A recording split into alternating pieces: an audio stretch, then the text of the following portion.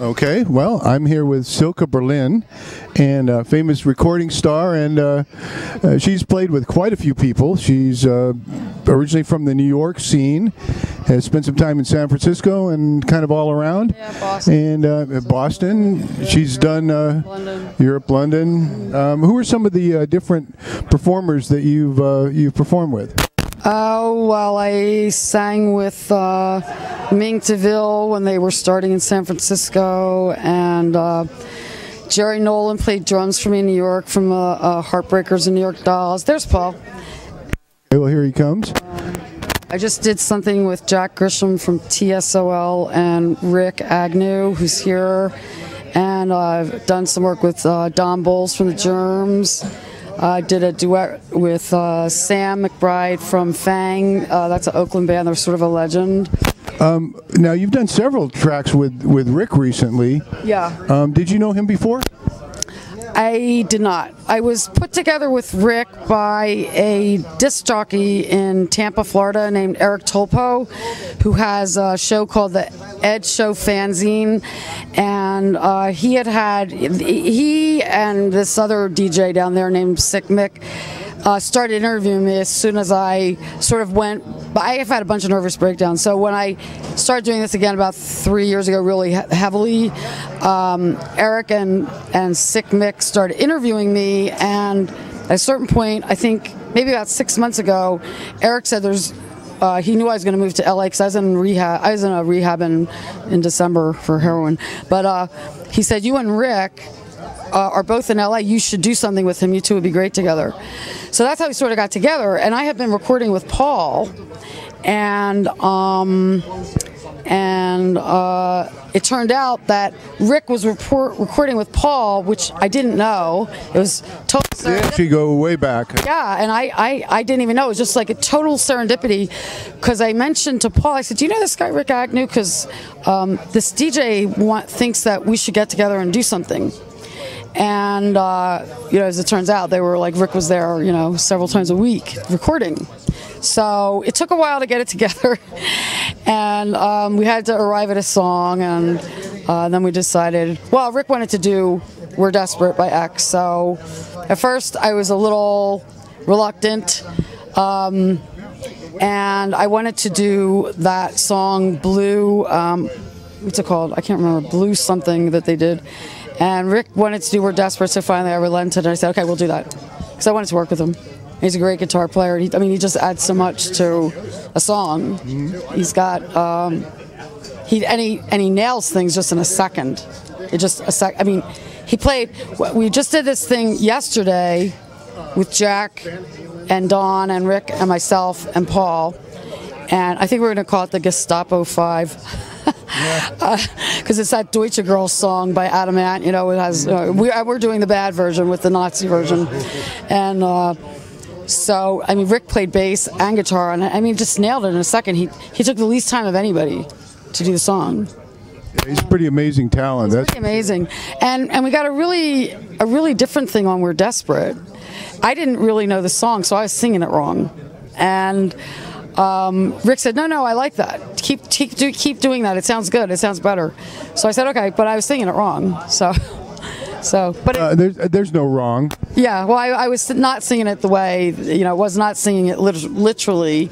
I couldn't seem to get the chorus part right, and I kept singing it the same way. And then they all told me, "No, we like that, so do it." So I did. Well, it came out great. I was really, when you posted that, I was just amazed. I had to share it instantly. Oh, good. Yeah, we've got, we put it up about 8 days ago. We've got, I just checked a little while ago because I wanted to tell Rick, but we've got 9,300 views on YouTube in 8 days, which is not bad. 1,000 a day. If you could come up with 5 words that would describe Rick, do you think you can come up with 5 words? Yeah. Rick is... Oh, you mean 5 different words? 5 words. Okay. Any 5 words. Okay.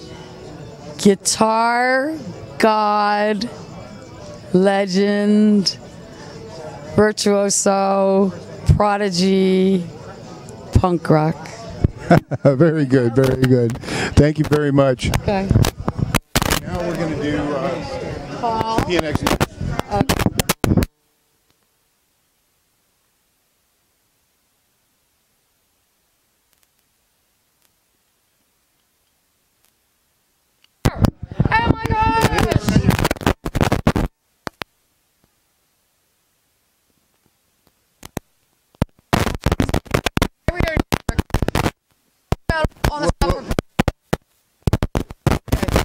scoot in a little 3 bit. on a match. Yeah. Okay, scoot in. Scoot that way. Scoot. I'm Scoot that way. next to you. Oh, okay. Okay. Thanks, Roberta. And here we are with Silke Berlinn and Paul Rossler, and we're going to talk a little bit about some of their projects they've been working on recently. First, we're going to start with Silke, and can you tell us a little bit about what the recent projects you've been working on with Paul, some of the things you've been doing? Well, Paul's my producer, and he produces everything I do, and so we've done things with Rick Agnew, and we've done things with Sam McBride of Fang, and we've done something with Jack Grisham of TSOL and Don Bowles of Germs. We're doing And a series of duets with her and various punk rock luminaries. And yeah, she got Sam McBride, and she did one with Don Bowles, which was a Ramones song, which was really funny. And she did one with Rick. We did We're Desperate. And we did it kind of industrial, and then yesterday we did with Don on drums and vocals and Rick on guitar and bass, Jack and her singing, and Don did a bunch of War Ape vocals. What other ones we did? There was that's 4. Oh, you did 2 with Sam. I did 2 with Sam. Ball and Chain and Jackson. Is that 5 duets you've done already? Yeah. About 5. Almost enough for an album. Yeah. Well, the album's gonna be original stuff, which is also cool. Okay. We were trying to get David Yao, if you're out there listening, David. That Eric Tolpo, the DJ in Florida, also suggested him. But Paul and I have done, we've actually done a duet too. We did a song that I wrote with Brendan Early from the Mutants called You Don't Own Me. And Paul produced, arranged, and played all the instruments on it. And it's getting a lot of play, and we're getting a lot of radio play. There's a lot of DJs around the country and in Europe that play our stuff. I didn't even know that. I just found that out just now. What? That you played, arranged, and produced that song? No, that we're getting that anybody gives the slightest crap about it. It's a lot of work. Yeah, It's a lot of work.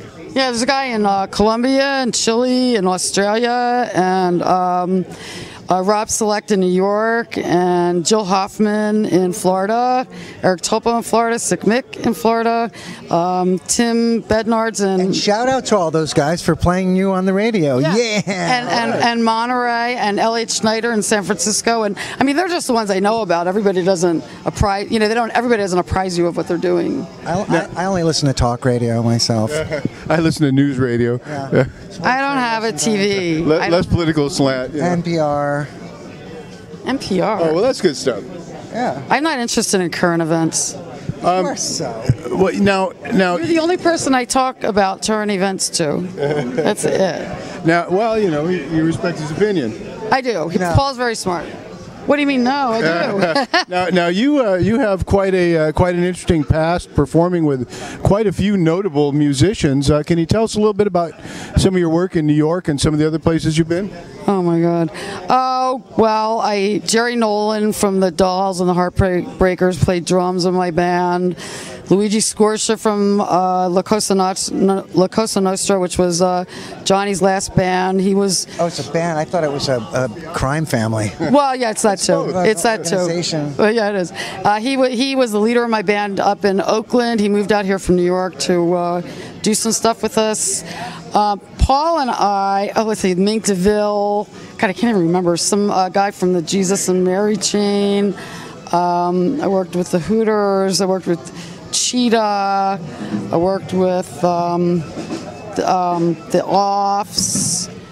I can't even remember. Guys. Like Fast Floyd. God, I should have my bio in front of me. Whatever happened to the Offs?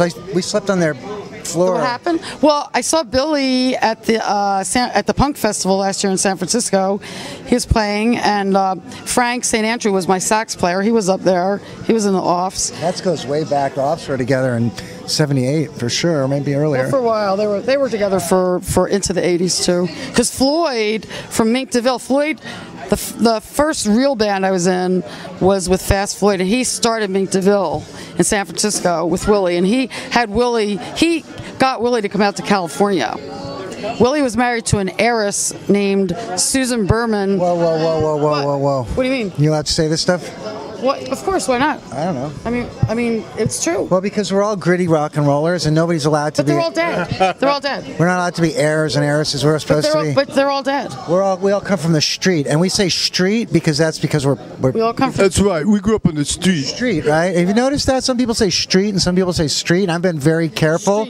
You don't know whether I say street or street. I can go I know both you never say that word around me. I know Are because you it's a secret. concealing something, Paul? You're hiding. I'm from the street as far as this interview is concerned. Well, now, Paul, you've actually got a little bit of a. You got a couple famous bands you've been in. Can you mention a couple? I'd rather talk about current events. All right, I'll talk. we're gonna get there, too. Screamers, 45 Grave, Nina Hagen, Fancy Space People. Josie and the Cottons, Fancy Space People. That was with Don Bowles too. Don lost all the tapes, by the way. Well, you know, I was impressed. I actually picked up a copy of The Ark on vinyl. Oh, yeah? And yes, I play it quite frequently. I'm a big fan of Italian prog. I was in a band called The Ark, before I was in the Screamers. Well, I'm thinking about something a little more recent. Yeah, well, I wrote that before I was in the Screamers. I just recorded it last year. But yeah, it's a 47-minute prog piece. So you like the Italian? It's my favorite. Yeah, Il Balletto di Bronzo, RDM. Wow.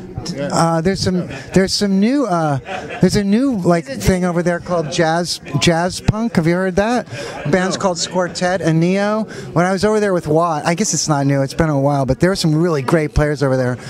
But I don't know. I was like 15, 16, so I was really into just ELP and Jethro Tull and King Crimson. And my favorite was Yes, and most of them I don't think stand up very well, but I still like Yes. Oh my God. I like Yes a lot. I really like liking Yes. I like liking Yes because it's just annoys people. It's really punk to like Yes. Is it? Isn't that absurd? You probably like Emerson, Lake and Palmer too, right? I did like Emerson, Lake and Palmer, but mostly for the keyboard playing. I like Pink Floyd also. Oh my God. Did you call old Pink them Floyd? King Floyd? King Floyd, they're awful. And I really don't like a lot of bands that I should like as well. Like the Ramones, he hates the Ramones. I mean, I don't hate them. They just leave me completely. He gets really upset when he hears a Ramones song. I just get really sleepy. Really sleepy. Yeah, he goes really he goes into a catatonic psychosis when he hears the Ramones. Because I actually listen and hear them. That's why. I don't respond to their cues as well as I should. Oh, I thought it's more people. The Victims, the Mutants. These are all people. I'm culturally colorblind. No, those are her bands. Wow, I just said culturally colorblind. What does that mean? That's interesting. Yeah, that's a pretty nice term. Rachel. But let's get back to current events. I'm culturally. What do you want to talk about current? I don't know. What's like, don't you think it's weird that people still eat meat? Isn't that a strange it's really thing? Weird. Isn't that weird? It's 2014 and the people still eat it? Well, you know, I'm a vegetarian basically, but I do like bacon. Yeah, bacon. I'm on a sopressata kick because I was really tired and I thought, but I don't really like meat. I mean, the thought of how they make it is. I would honestly not tell. I would never say you should be a vegetarian. I would never demand or expect anyone to be.